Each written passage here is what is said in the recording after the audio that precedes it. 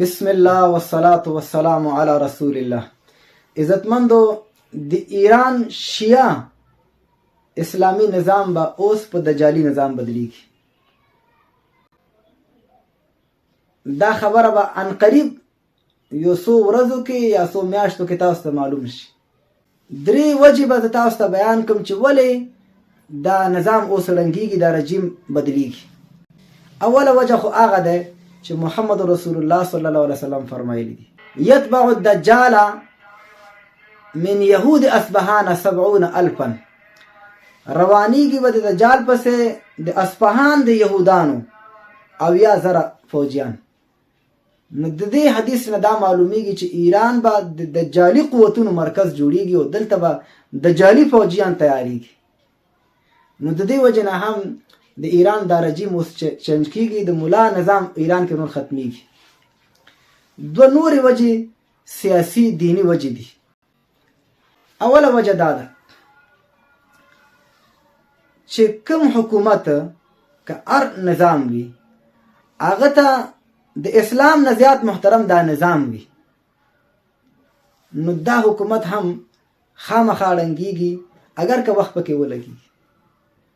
هغه دا که اسلام مظلوم دی هغه ته پروا نه ورځي، که د اسلام بې عزتي کېږي هغه ته پروا نه ورځي، که د اسلام حکم ماتېږي هغه ته پروا نه ورځي.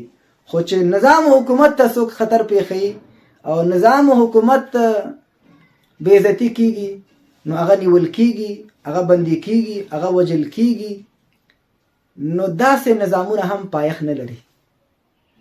عزتمندو، ملا محمد عمر مجاهد هغه سړی و چې هغه اسلام ته وکته خو نظام ته ونه کته، او دغه په مسیر باندې که څوک لاړ شي دا خلک کامیاب. اگر که نظام ړنګ شو نو هغه د الله دپاره ړنګ شو، د دین دپاره ړنګ شو، د اسلام دپاره ړنګ شو.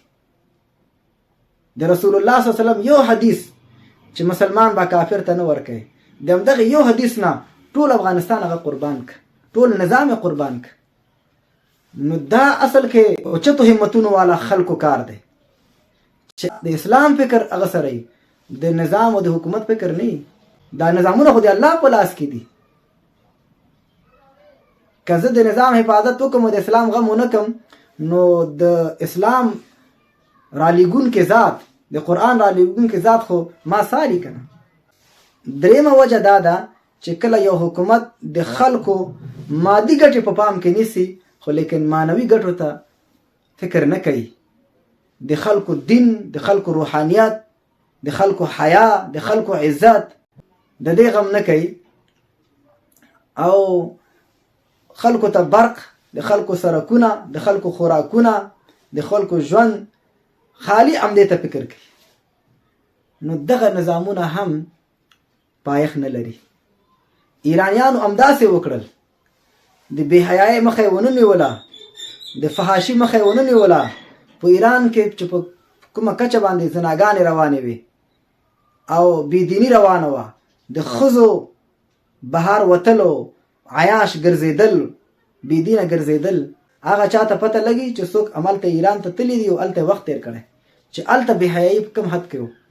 نو عزتمندو، هر حکومت چې د ښځو مخه ونه نیسي، د بې حیایۍ مخه ونه نیسي، د فحاشي مخه ونه نیسي، او د ولس د ځوانانو او د ولس د خلکو د روحانیت او د معنویت فکر ونه کړي، د هغوی د دین فکر ونه کړي چې د ولسونو ځوانان رانه پردي کېږي، دا خو بې حیایۍ طرف ته روان دي، دا د بېدینۍ طرف ته روان دي، دا د فحاشۍ طرف ته روان دي.